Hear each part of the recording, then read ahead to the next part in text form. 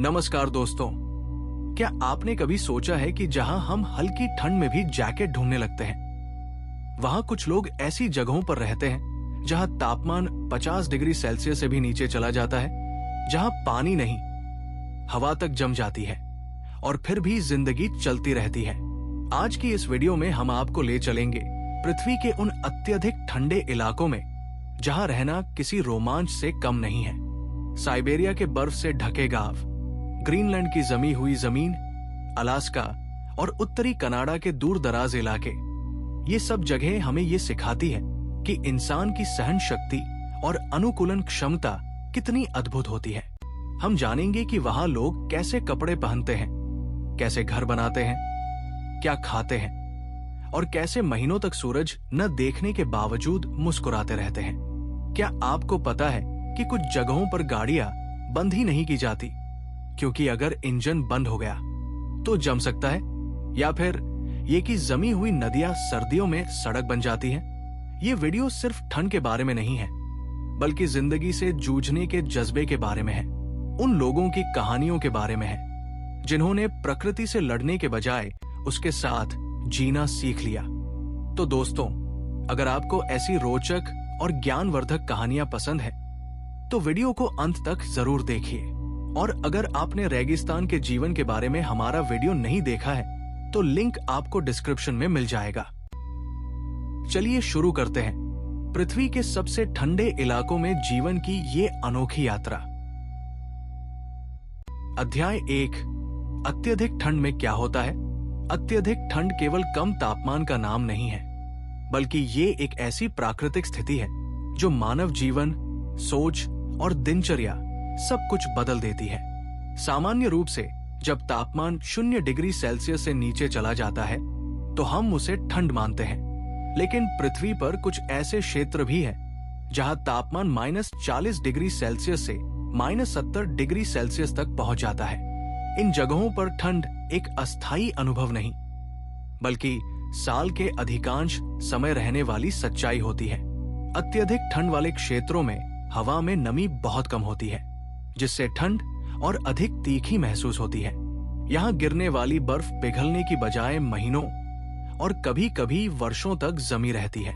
जमीन की ऊपरी परत स्थायी रूप से जमी रहती है, जिसे परमाफ्रॉस्ट कहा जाता है। यही परमाफ्रॉस्ट इन इलाकों में खेती, निर्माण और परिवहन को बेहद चुनौतीपूर्ण बना देता है। ठंड का असर केवल वातावरण पर नहीं, बल्कि मानव शरीर पर भी गहरा पड़ता है। अत्यधिक ठंड में शरीर तेजी से गर्मी खोता है। यदि सही कपड़े और सुरक्षा न हो तो कुछ ही मिनटों में हाइपोथर्मिया और फ्रॉस्ट बाइट जैसी गंभीर समस्याएं हो सकती है। उंगलियां, कान, नाक और पैर सबसे पहले प्रभावित होते हैं। इसलिए इन क्षेत्रों में रहने वाले लोगों के लिए ठंड से बचाव केवल सुविधा नहीं, बल्कि जीवन और मृत्यु का प्रश्न होता है। अत्यधिक ठंड का एक और पहलू है लंबा अंधकार। ध्रुवीय क्षेत्रों में सर्दियों के दौरान कई हफ्तों या महीनों तक सूरज दिखाई ही नहीं देता। इसे पोलर नाइट कहा जाता है। सूरज की रोशनी की कमी न केवल तापमान को और गिरा देती है, बल्कि मानसिक स्वास्थ्य पर भी प्रभाव डालती है। शरीर की जैविक घड़ी बिगड़ सकती है, जिससे थकान, उदासी और अकेलापन महसूस होता है। इन क्षेत्रों में मौसम अचानक बदल सकता है। तेज बर्फीले तूफान, जिन्हें ब्लिज़ार्ड कहा जाता है, कुछ ही समय में दृश्यता को शून्य कर देते हैं। ऐसे में बाहर निकलना जानलेवा हो सकता है। यही कारण है कि अत्यधिक ठंडे इलाकों में रहने वाले लोग मौसम के संकेतों को पढ़ने में माहिर होते हैं। आसमान का रंग, हवा की दिशा और जानवरों का व्यवहार सब कुछ मौसम की जानकारी देता है। महत्वपूर्ण बात यह है कि अत्यधिक ठंड को केवल दुश्मन की तरह नहीं देखा जाता। वहां के लोग इस समझते हैं, स्वीकार करते हैं और इसके अनुसार जीवन को ढाल लेते हैं। सदियों से वहां रहने वाली जनजातियों ने यह सीख लिया है कि प्रकृति से लड़कर नहीं, बल्कि उसके साथ तालमेल बिठाकर ही जीवित रहा जा सकता है। आज आधुनिक विज्ञान और तकनीक ने अत्यधिक ठंड को समझने में हमारी मदद की है, लेकिन इस ठंड में जीवन संभव होने का असली श्रेय उन लोगों को जाता है जिन्होंने पीढ़ियों तक अनुभव से सीखा। उनके लिए अत्यधिक ठंड कोई असामान्य घटना नहीं, बल्कि रोजमर्रा की वास्तविकता है। इस अध्याय के माध्यम से हम ये समझते हैं कि अत्यधिक ठंड केवल तापमान का आंकड़ा नहीं है, ये एक संपूर्ण वातावरण है जो मानव शरीर, मन और समाज को गहराई से प्रभावित करता है। और यही समझ आगे के अध्यायों की नींव रखती है, जहां हम देखेंगे कि इंसान ने इस कठोर ठंड के बीच जीवन को कैसे संभव बनाया। अध्याय 2, पृथ्वी के सबसे ठंडे बसे हुए क्षेत्र। पृथ्वी का अधिकांश भाग मानव जीवन के लिए अनुकूल है, लेकिन कुछ स्थान ऐसे भी हैं जहां रहना किसी चुनौती से कम नहीं। फिर भी इन अत्यधिक ठंडे क्षेत्रों में सदियों से लोग बसे हुए हैं। ये स्थान न केवल अपने असहनीय तापमान के लिए जाने जाते हैं, बल्कि मानव जिजीविषा और साहस के प्रतीक भी है। दुनिया का सबसे ठंडा स्थायी रूप से बसा हुआ स्थान माना जाता है ओयम्याकॉन, जो रूस के साइबेरिया क्षेत्र में स्थित है। यहां सर्दियों में तापमान -60 डिग्री सेल्सियस से भी नीचे चला जाता है और अब तक का सबसे कम तापमान -67.7 डिग्री सेल्सियस दर्ज किया गया है। इस गांव में कुछ 100 लोग रहते हैं, जिनका जीवन पूरी तरह ठंड के अनुसार ढला हुआ है। यहां नल का पानी जम जाता है, जमीन इतनी कठोर हो जाती है कि कब्र खोदने में भी कई दिन लग जाते हैं, और बच्चों का स्कूल जाना भी मौसम पर निर्भर करता है।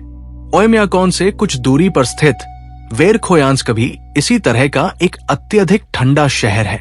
कभी कभी इसे ओयम्याकॉन के साथ पृथ्वी का सबसे ठंडा स्थान होने की प्रतिस्पर्धा में रखा जाता है।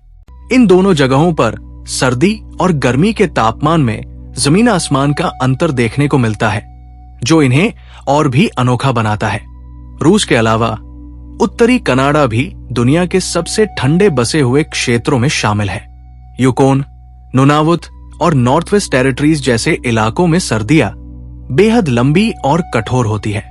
यहां रहने वाले अधिकतर लोग इनुइट समुदाय से आते हैं, जिन्होंने हजारों वर्षों से बर्फ और ठंड के साथ जीना सीख लिया है। इनके जीवन में शिकार, मछली पकड़ना और सामूहिक सहयोग बहुत महत्वपूर्ण भूमिका निभाते हैं। ग्रीनलैंड भी अत्यधिक ठंड का एक प्रमुख उदाहरण है। यहाँ का अधिकांश हिस्सा साल भर बर्फ से ढका रहता है। तटीय क्षेत्रों में कुछ बस्तियां हैं, जहां लोग समुद्र पर निर्भर जीवन जीते हैं। बर्फ से ढके पहाड़, जमी हुई जमीन और तेज हवाएं यहाँ की रोजमर्रा की सच्चाई है। अलास्का, जो अमेरिका का सबसे ठंडा राज्य है, भी इस सूची में आता है। अलास्का के कई छोटे गांवों में सड़कें नहीं हैं और लोगों को हवाई जहाज या नाव से यात्रा करनी पड़ती है। यहाँ तापमान सर्दियों में -40 डिग्री सेल्सियस तक गिर सकता है। लंबे अंधकार और भी क्षण ठंड के बावजूद लोग यहाँ प्रकृति के बेहद करीब जीवन जीते हैं। इन सब के अलावा अंटार्कटिका दुनिया का सबसे ठंडा महाद्वीप है।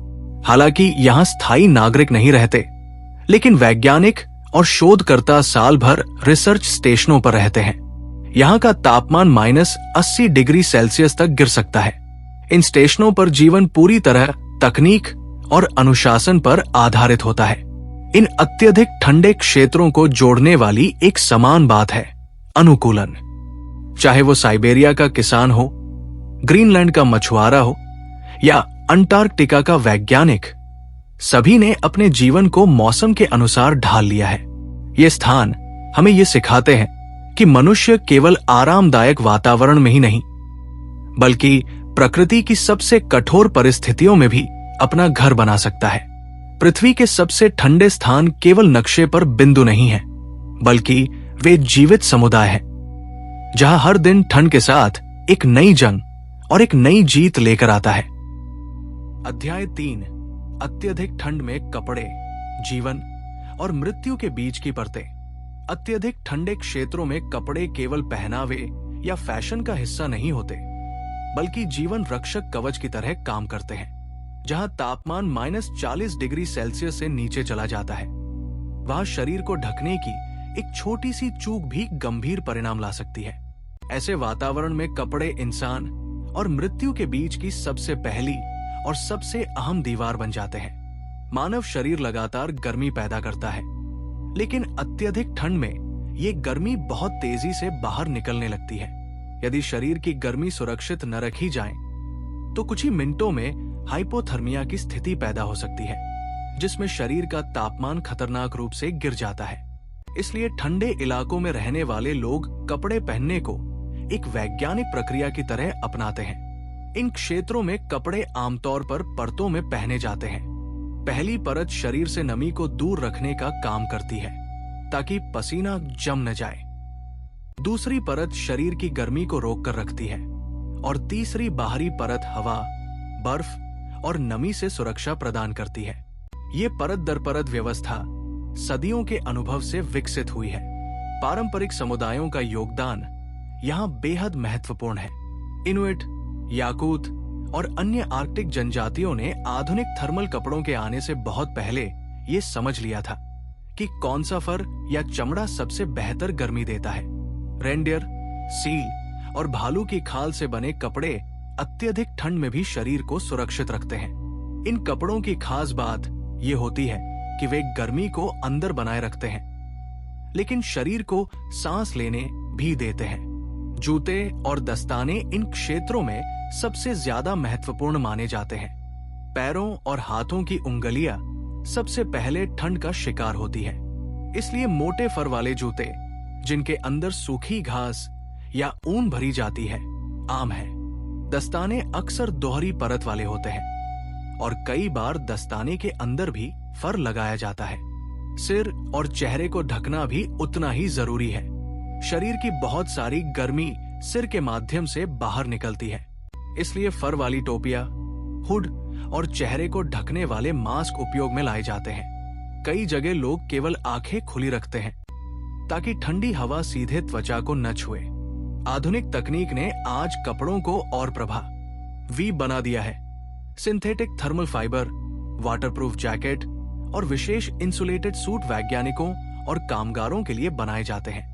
अंटार्कटिका में काम करने वाले शोधकर्ता ऐसे कपड़े पहनते हैं जो -60 डिग्री सेल्सियस से भी नीचे तापमान में सुरक्षा प्रदान करते हैं। लेकिन चाहे कपड़े पारंपरिक हो या आधुनिक, उनका उद्देश्य एक ही है, शरीर की गर्मी को बचाए रखना।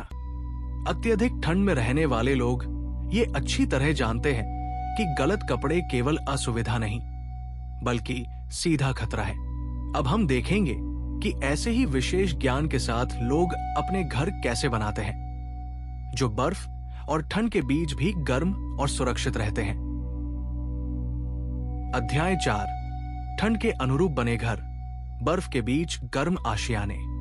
अत्यधिक ठंडे क्षेत्रों में घर केवल रहने की जगह नहीं होते, बल्कि वे जीवन की सुरक्षा का सबसे मजबूत साधन होते हैं। जहां बाहर का तापमान -40 डिग्री सेल्सियस से भी नीचे चला जाता है, वहां एक सही ढंग से बना घर जीवन और मृत्यु के बीच अंतर तय कर सकता है। इन इलाकों में घरों की बनावट सदियों के अनुभव, प्रकृति की समझ और आधुनिक तकनीक का अनोखा मेल है। सबसे बड़ी चुनौती होती है गर्मी को बनाए रखना। ठंडे क्षेत्रों के घरों की दीवारें मोटी होती हैं और उनमें विशेष इंसुलेशन लगाया जाता है ताकि अंदर की गर्म हवा बाहर न जाए। खिड़कियां छोटी और कई परतों वाली होती हैं, जिससे ठंडी हवा और बर्फ अंदर प्रवेश न कर सके। दरवाजों पर भी मोटे पर्दे या अतिरिक्त परतें लगाई जाती हैं। एक और बड़ी समस्या होती है परमाफ्रॉस्ट, यानी वो जमीन जो साल भर जमी रहती है। यदि इस जमी हुई जमीन पर सीधे घर बना दिया जाए और अंदर की गर्मी से वो पिघलने लगे तो इमारत धंस सकती है। इसी कारण कई जगहों पर घरों को लकड़ी या धातु के खंभों पर जमीन से ऊपर बनाया जाता है। इससे जमीन सुरक्षित रहती है और घर भी स्थिर बना रहता है। पारंपरिक घरों का अपना महत्व है। इनुइट लोगों के प्रसिद्ध इग्लू इसका अच्छा उदाहरण है। देखने में भले ही वे बर्फ के घर लगते हों, लेकिन उनकी संरचना ऐसी होती है कि अंदर का तापमान बाहरी ठंड की तुलना में कहीं अधिक गर्म रहता है। बर्फ खुद एक अच्छा इंसुलेटर होती है और गोल आकार हवा को रोकने में मदद करता है। साइबेरिया और अलास्का जैसे क्षेत्रों में लकड़ी से बने घर आम हैं। लकड़ी ठंड में धातु की तुलना में अधिक गर्म रहती है और आसानी से उपलब्ध भी होती है। इन घरों के अंदर लकड़ी के चूल्हे या आधुनिक हीटिंग सिस्टम लगाए जाते हैं जो पूरे घर को गर्म रखते हैं। अत्यधिक ठंड में पानी की व्यवस्था भी एक चुनौती होती है। कई घरों में पाइपलाइन नहीं होती क्योंकि पानी जम सकता है। लोग पानी जमा करके रखते हैं या बर्फ पिघलाकर उपयोग करते हैं। शौचालय भी कई बार घर से अलग बनाए जाते हैं ताकि अंदर की गर्मी प्रभावित न हो। आधुनिक समय में तकनीक ने ठंडे क्षेत्रों के घरों को और सुरक्षित बना दिया है। डबल या ट्रिपल ग्लेज खिड़कियां, सौर ऊर्जा, बेहतर हीटिंग सिस्टम और ऊर्जा कुशल डिजाइन अब आम होते जा रहे हैं। अंटार्कटिका के रिसर्च स्टेशनों में तो पूरे भवन इस तरह डिजाइन किए जाते हैं कि वे तेज हवाओं और अत्यधिक ठंड का सामना कर सकें। इन घरों के अंदर का माहौल बाहर की कठोरता से बिल्कुल अलग होता है। गर्म रोशनी, मोटे कालीन और पास-पास रहने वाले परिवार सब मिलकर एक सुरक्षित और आरामदायक वातावरण बनाते हैं। यही घर लोगों को लंबी सर्दियों और अंधेरे दिनों में मानसिक सहारा भी देते हैं। इस अध्याय से ये स्पष्ट होता है कि अत्यधिक ठंडे क्षेत्रों में घर बनाना केवल निर्माण कार्य नहीं, बल्कि प्रकृति के साथ समझौता और सहयोग है। यहाँ हर दीवार, हर खिड़की और हर खंभा जीवन को सुरक्षित रखने के उद्देश्य से बनाया जाता है। अगले अध्याय में हम जानेंगे कि ऐसे कठोर वातावरण में लोग क्या खाते हैं और अपने शरीर को ऊर्जा कैसे देते हैं। अध्याय 5, भोजन और पोषण, ठंड में ऊर्जा का आधार। अत्यधिक ठंडे क्षेत्रों में भोजन केवल स्वाद या परंपरा का विषय नहीं होता, बल्कि जीवित रहने की आवश्यकता बन जाता है। जहां तापमान महीनों तक शून्य से बहुत नीचे रहता है, वहां मानव शरीर को सामान्य से कहीं अधिक ऊर्जा की जरूरत होती है। ठंड के खिलाफ लड़ने के लिए शरीर लगातार गर्मी पैदा करता है और इसके लिए भरपूर कैलोरी तथा पोषण आवश्यक होता है। इन क्षेत्रों में रहने वाले लोगों का भोजन आमतौर पर उच्च ऊर्जा और वसा युक्त होता है। साइबेरिया, अलास्का और आर्कटिक क्षेत्रों में मांस और मछली भोजन का मुख्य आधार है। रेनडियर, सील, मछली और कभी-कभी व्हेल का मांस सदियों से लोगों को आवश्यक पोषण देता आया है। ये खाद्य पदार्थ न केवल ऊर्जा प्रदान करते हैं, बल्कि शरीर को लंबे समय तक गर्म रखने में भी मदद करते हैं। अत्यधिक ठंड में ताजे फल और सब्जियां आसानी से उपलब्ध नहीं होती। जमीन जमी रहने के कारण खेती लगभग असंभव होती है और परिवहन भी कठिन होता है। इसलिए लोग भोजन को संरक्षित करने के पारंपरिक तरीकों पर निर्भर रहते हैं। मांस और मछली को सुखाया जाता है, जमाया जाता है या किण्वित किया जाता है ताकि वे महीनों तक खराब न हो। ठंड स्वयं भी एक प्राकृतिक फ्रीजर का काम करती है। पारंपरिक आहार का एक महत्वपूर्ण पहलू है कि वो स्थानीय वातावरण के अनुरूप होता है। उदाहरण के लिए इनुइट समुदाय कच्ची या हल्की पकी मछली और मांस भी खाते हैं, जिससे उन्हें वे पोषक तत्व मिलते हैं जो पकाने में नष्ट हो सकते हैं, जैसे विटामिन सी। ये तरीका कठोर ठंड में पोषण संतुलन बनाए रखने में मदद करता है। गर्म पेय पदार्थ भी इन क्षेत्रों में बहुत महत्वपूर्ण होते हैं। सूप, शोरबा और गर्म चाय शरीर को अंदर से गर्म रखते हैं और ऊर्जा प्रदान करते हैं। कई जगहों पर पशुओं की चर्बी से बने शोरबे पारंपरिक रूप से पिए जाते हैं, जो ठंड में तुरंत ताकत देते हैं। आधुनिक समय में अत्यधिक ठंडे क्षेत्रों में रहने वाले लोग अब बाहरी दुनिया से भी जुड़े हैं। हवाई परिवहन और आधुनिक स्टोरेज सुविधाओं के कारण कुछ मात्रा में पैकेज्ड और आयातित भोजन उपलब्ध हो जाता है। फिर भी पारंपरिक भोजन आज भी लोगों के जीवन का अहम हिस्सा बना हुआ है, क्योंकि वो सस्ता, भरोसेमंद और स्थानीय परिस्थितियों के अनुसार सबसे उपयुक्त होता है।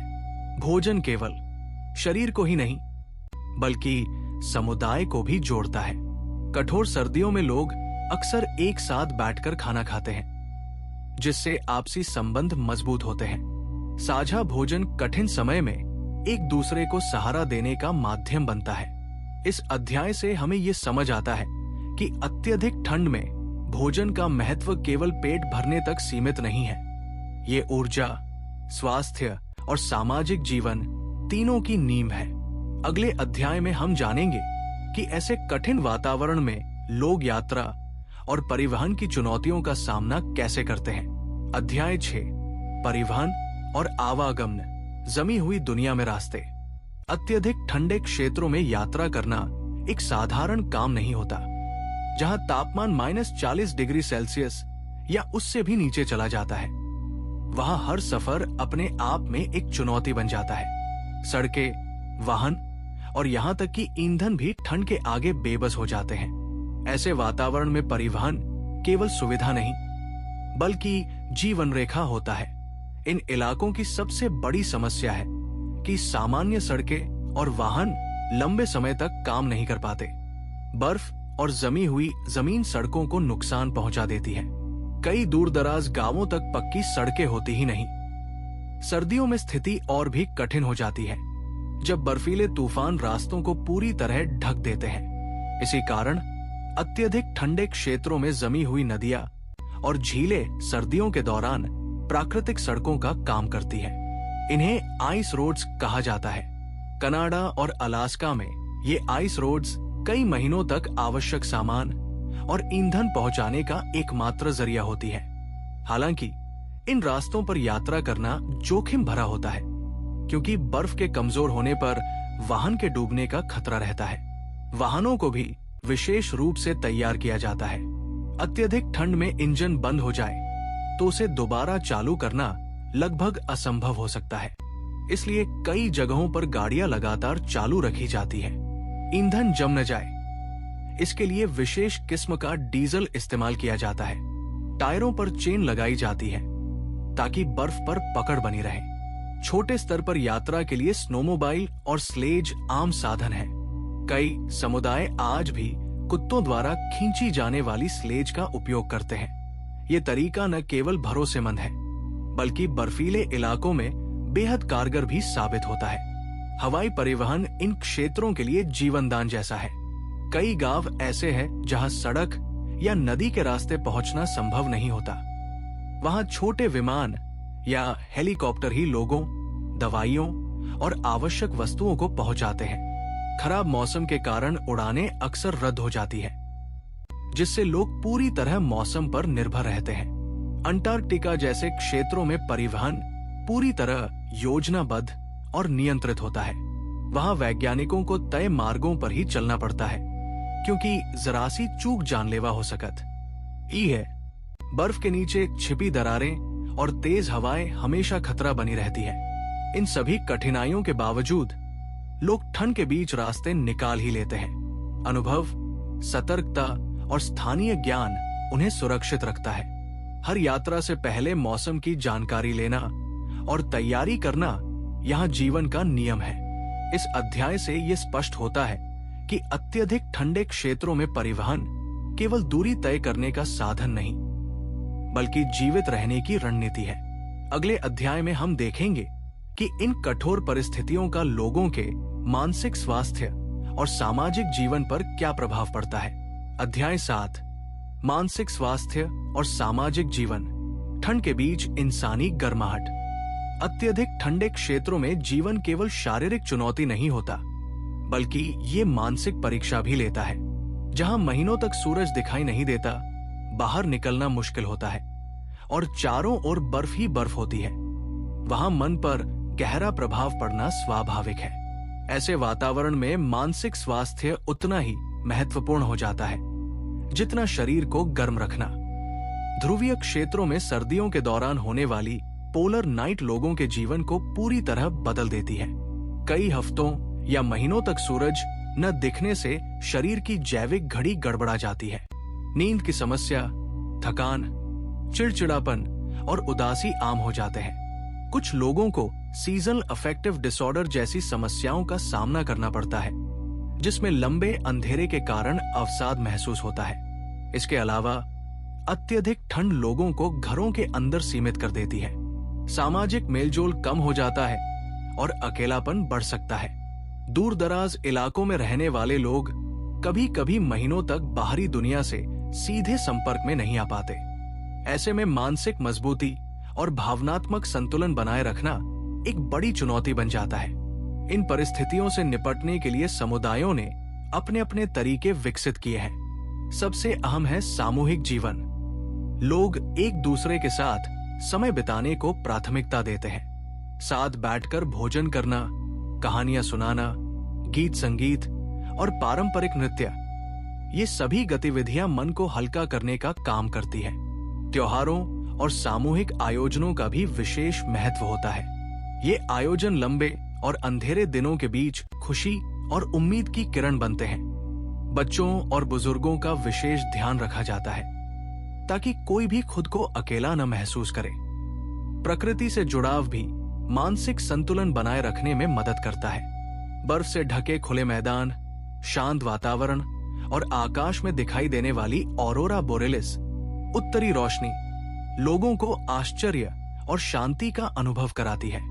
कई लोग इसे आध्यात्मिक अनुभव मानते हैं। आधुनिक समय में तकनीक ने भी बड़ी भूमिका निभाई है। इंटरनेट, वीडियो कॉल और संचार साधनों ने लोगों को बाहरी दुनिया से जोड़े रखा है। इससे अकेलेपन की भावना कुछ हद तक कम हुई है, खासकर युवाओं में। इस अध्याय से ये स्पष्ट होता है कि अत्यधिक ठंड में केवल शरीर को गर्म रखना ही पर्याप्त नहीं है। मन की गर्माहट भी उतनी ही जरूरी है। सामाजिक रिश्ते, साझा अनुभव और भावनात्मक सहयोग लोगों को कठिन समय में आगे बढ़ने की ताकत देते हैं। अगले अध्याय में हम जानेंगे कि इन बर्फीले क्षेत्रों में मनुष्य और वन्य जीवन किस तरह एक दूसरे के साथ सहअस्तित्व में रहते हैं। अध्याय 8, वन्य जीवन के साथ सहअस्तित्व, बर्फीली दुनिया के साथी। अत्यधिक ठंडे क्षेत्रों में जीवन केवल इंसानों तक सीमित नहीं है। इन बर्फ से ढके इलाकों में अनेक ऐसे जीव रहते हैं जिन्होंने ठंड के साथ तालमेल बिठाकर अपने अस्तित्व को बनाए रखा है। मनुष्य और वन्य जीवन का ये संबंध संघर्ष का नहीं, बल्कि सहअस्तित्व और संतुलन का उदाहरण है। आर्कटिक और उपार्कटिक क्षेत्रों में पाए जाने वाले जानवर अत्यधिक ठंड में जीवित रहने के लिए विशेष रूप से विकसित हुए हैं। ध्रुवीय भालू, रेनडियर, आर्कटिक लोमड़ी, सील और वालरस जैसे जीव मोटी चर्बी, घने फर और अनोखे शारीरिक ढांचे के कारण ठंड सहन कर पाते हैं। बर्फ उनके लिए बाधा नहीं, बल्कि जीवन का स्वाभाविक हिस्सा होती है। इन क्षेत्रों में रहने वाले मानव समुदाय, विशेषकर इनुइट और अन्य आदिवासी जनजातियां, प्रकृति को शत्रु नहीं मानती। वे वन्य जीवन का सम्मान करती है और सदियों से चले आ रहे नियमों के अनुसार शिकार करती है। शिकार का उद्देश्य कभी भी अत्यधिक संग्रह नहीं होता, बल्कि आवश्यकता और संतुलन पर आधारित होता है। हर जानवर के उपयोग में उसके मांस, खाल और हड्डियों तक का सम्मानजनक इस्तेमाल किया जाता है। रेनडियर जैसे जानवर केवल भोजन का स्रोत नहीं होते, बल्कि परिवहन, कपड़ों और औजारों में भी उनकी महत्वपूर्ण भूमिका होती है। सील और मछलियां तटीय समुदायों के जीवन का आधार है। इस तरह मानव और पशु एक दूसरे पर निर्भर रहते हैं। हालांकि ये सहअस्तित्व हमेशा आसान नहीं होता। ध्रुवीय भालू जैसे बड़े शिकारी कभी कभी मानव बस्तियों के पास आ जाते हैं, जिससे खतरा पैदा हो सकता है। ऐसे में स्थानीय लोग सतर्कता और पारंपरिक ज्ञान का सहारा लेते हैं ताकि संघर्ष को टाला जा सके। जलवायु परिवर्तन ने इस संतुलन को प्रभावित करना शुरू कर दिया है। बर्फ पिघलने से जानवरों के प्राकृतिक आवास बदल रहे हैं, जिससे उनका भोजन और व्यवहार प्रभावित हो रहा है। इसका सीधा असर उन समुदायों पर भी पड़ता है जो इन जीवों पर निर्भर है। इन चुनौतियों के बावजूद अत्यधिक ठंडे क्षेत्रों में रहने वाले लोग ये समझते हैं कि उनका अस्तित्व प्रकृति से अलग नहीं है। वे स्वयं को उस पारिस्थितिकी तंत्र का हिस्सा मानते हैं, न कि उसका मालिक। आगे हम देखेंगे कि आधुनिक तकनीक और पारंपरिक ज्ञान मिलकर इन ठंडे क्षेत्रों में जीवन को कैसे संभव बनाते हैं। अध्याय 9, आधुनिक तकनीक और पारंपरिक ज्ञान, ठंड में संतुलन का सूत्र। अत्यधिक ठंडे क्षेत्रों में जीवन को संभव बनाने में दो शक्तियों की अहम भूमिका रही है, आधुनिक तकनीक और पारंपरिक ज्ञान। पहली नजर में ये दोनों अलग अलग लग सकती है, लेकिन वास्तव में यही उनका संतुलन है जो कठोर ठंड में जीवन को टिकाऊ बनाता है। पारंपरिक ज्ञान सदियों के अनुभव से उपजा है। इनुइट, याकूत और अन्य आर्कटिक समुदायों ने मौसम के संकेत पढ़ना, सुरक्षित रास्तों की पहचान करना और ठंड में जीवित रहने के तरीके पीढ़ी दर पीढ़ी सीखे हैं। हवा की दिशा, बर्फ की आवाज, जानवरों का व्यवहार, ये सब उनके लिए मौसम पूर्वानुमान की तरह काम करते हैं। ये ज्ञान किताबों में नहीं बल्कि रोजमर्रा के जीवन में सीखा गया है। दूसरी ओर आधुनिक तकनीक ने जीवन को अधिक सुरक्षित और सुविधाजनक बना दिया है। बेहतर इंसुलेशन वाले कपड़े, ऊर्जा कुशल हीटिंग सिस्टम, सैटेलाइट संचार और जीपीएस ने दूर दराज क्षेत्रों को दुनिया से जोड़ दिया है।